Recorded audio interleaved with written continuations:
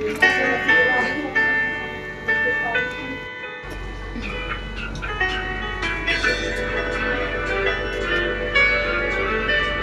highlights.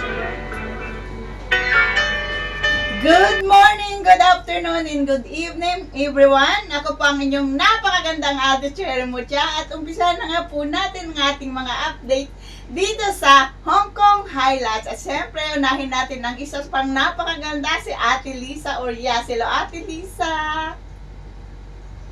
Si Jerry at sa lahat po ng nanonood, nakikinig ng INC Radio Hong Kong Satellite Studio. Mahal po ng mga salita ng Diyos ay pinangunahan ng kanilang mahal na destinado ng lokal, ang kapatid na Alan Joe Pastores. At marami po silang mga naanyayahan na naging positibo po ang kanilang mga reaksyon.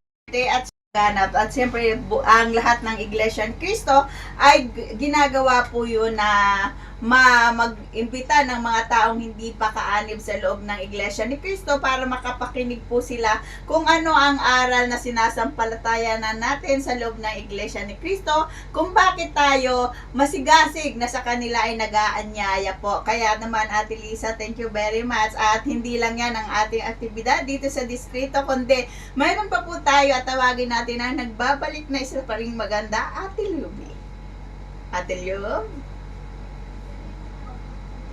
Yes, Ate Jerry, maraming salamat sa ating pinakamagandang Ate Jerry. Yes po, kasi kayo lamang po ay Mga kapatid na nagkaroon ng aktibidad na fun walk, at syempre lahat ng lokal naman inaabangan po yung mga ganyang aktibidad kasi hindi lang nakakapag-banding ang mga kapatid, kundi syempre nabibigyan din natin ng kahalagahan at importansya ang ating pangangatawan kasi magandang aktibidad po yan para po maging healthy ang ating mga katawan, hindi lang yung sa panaginip lang natin nagagawa.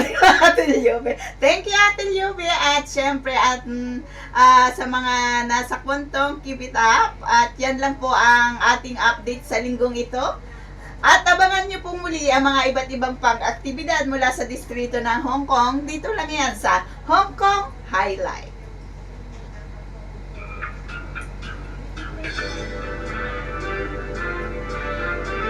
Hong Kong highlights.